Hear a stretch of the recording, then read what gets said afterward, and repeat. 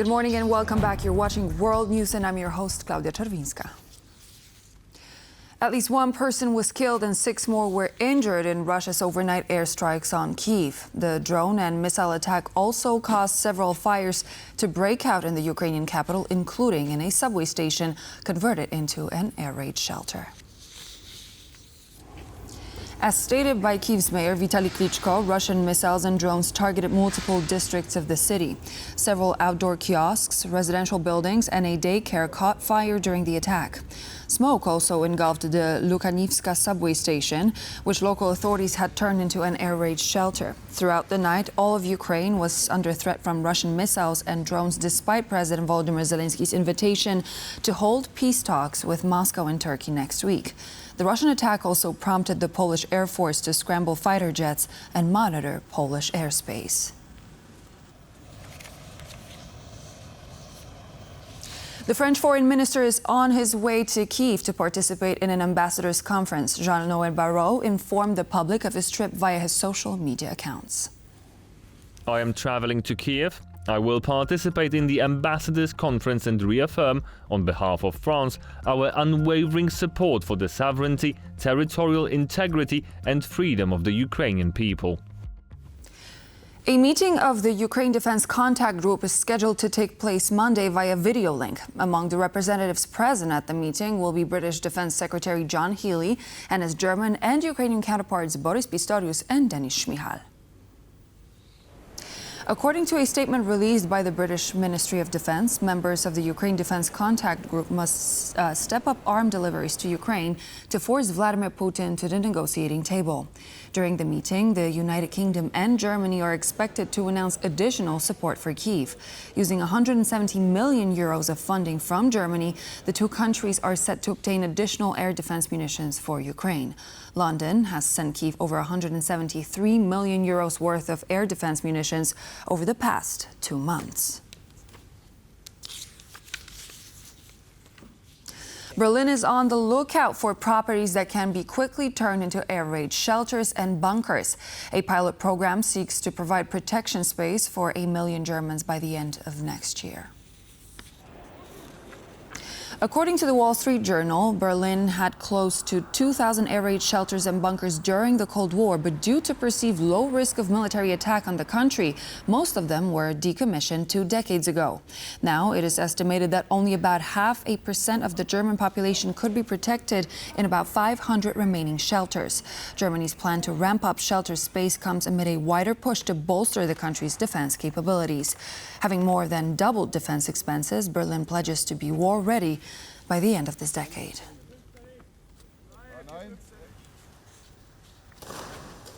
In an exclusive interview with TVP World, Mikhail Alexeyev, a political science professor at San Diego State University, discussed Russia's strategic use of deportations and its growing influence in Georgia. He highlighted how Moscow is leveraging its control over displaced Ukrainians to send a powerful message to Georgia and other nations.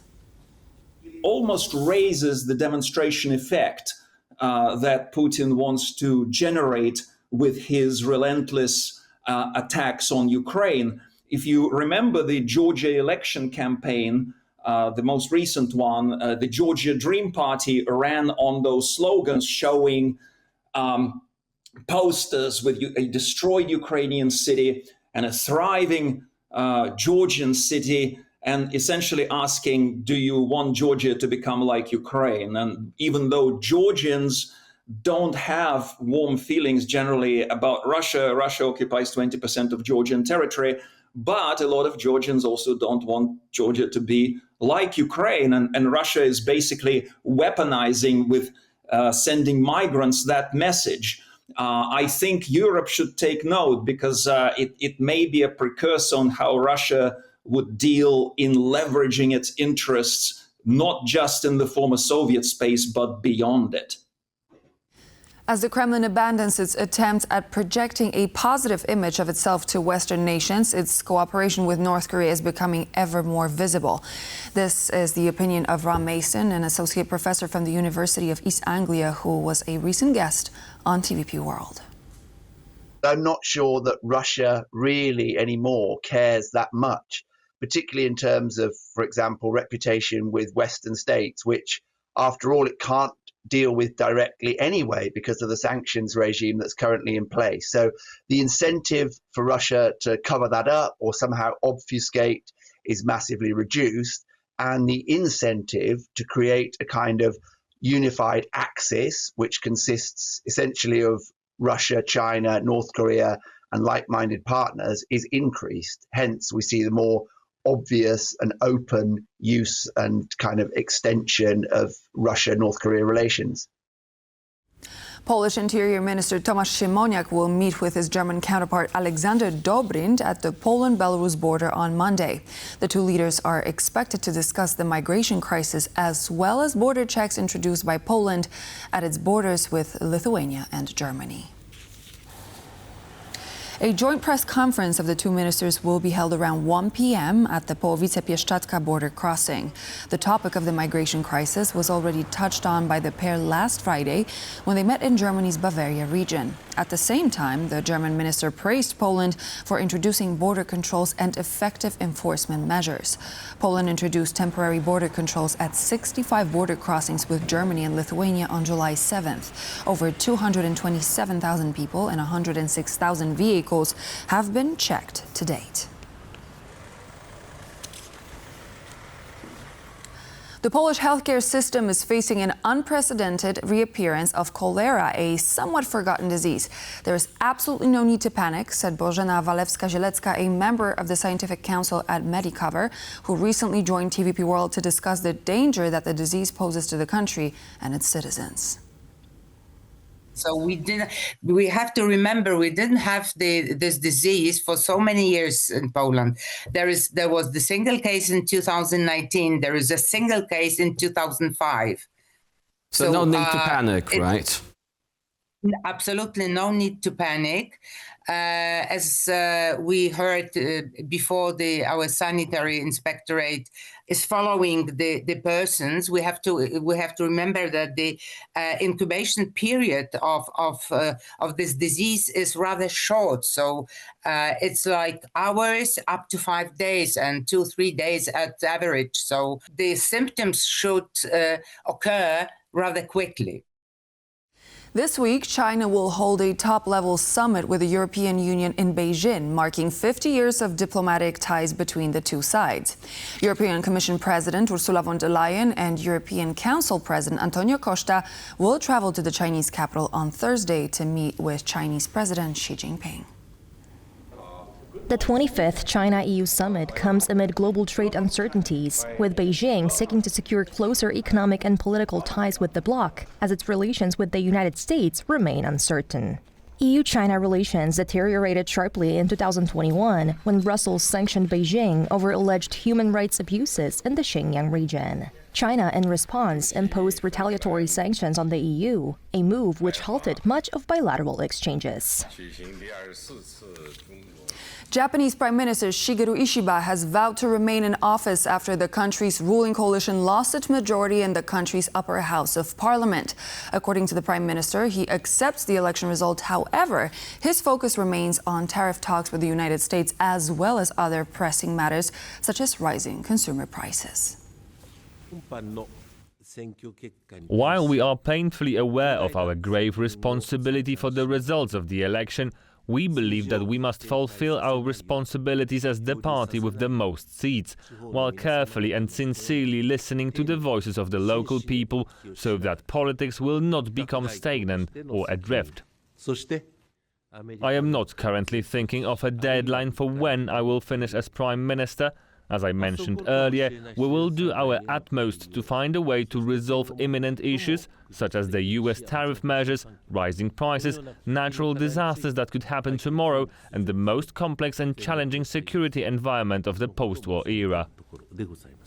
Turkish President Recep Tayyip Erdogan urged the international community to recognize the Turkish Republic of Northern Cyprus and establish diplomatic, political, and economic ties with it. Currently, only Ankara recognizes the state.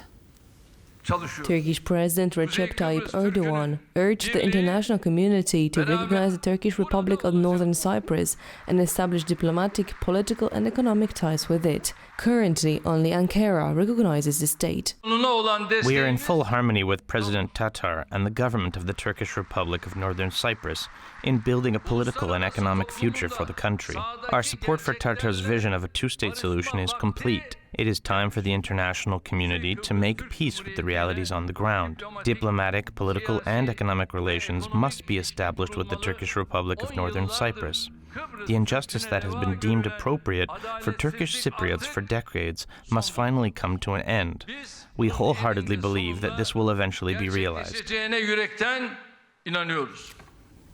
Now to the world of sport, where the undisputed heavyweight champion of the world, Ukraine's Alexander Usyk, has defeated Britain's Daniel Dubois. Usyk is being dubbed the best fighter of his generation and now joins Muhammad Ali as the only man to reign undisputed in the heavyweight division on 2 occasions.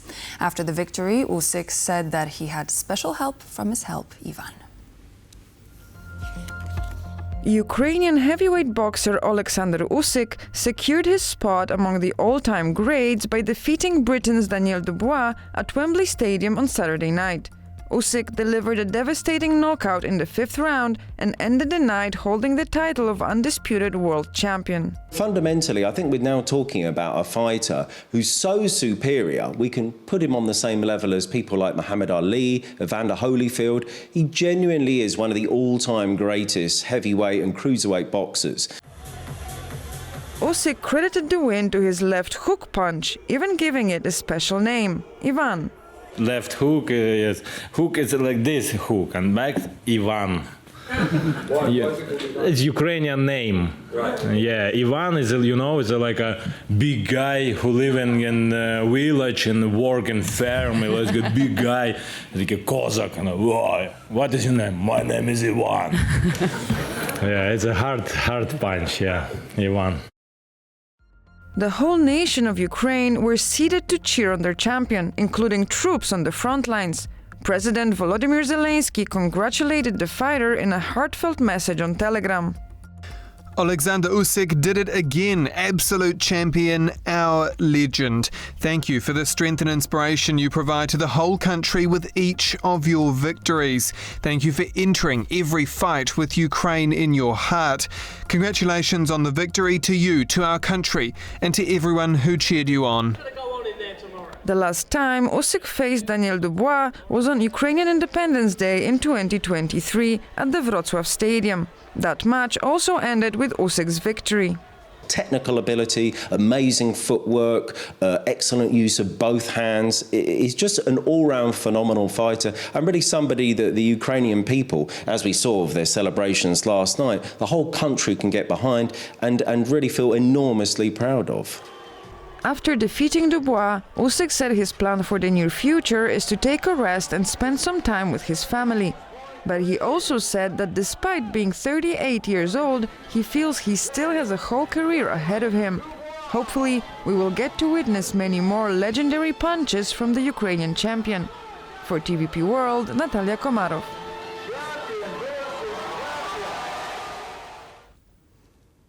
Celebrating the anniversary of Apollo 11 moon landing, Pope Leo XIV visited the Vatican Observatory in Castel Gandolfo on Sunday. The Specola Vaticana is one of the oldest active astronomical observatories in the world, dating back to the 16th century. The Pope's visit to the observatory wasn't just a formal gesture. It sent a clear message that the Church doesn't fear science but embraces it. During this visit, Pope Leo was accompanied by astronomers and students participating in a summer school organized by the institution. The observatory in Castel Gandolfo was originally established to develop the reformed Georgian calendar. It consists of 2 domes, which house the Schmidt and Quart du Ciel telescopes, the latter of which was recently restored and is currently in operation. Today, the Vatican Observatory, managed by the Society of Jesus, is a member of the International Astronomical Union and the International Center for Relativistic Astrophysics. And so this would be all the latest news for now. Thank you so much for joining. I'm Klaudia Czerwińska. Hope to see you back here on TVP World for more news and features in just a moment.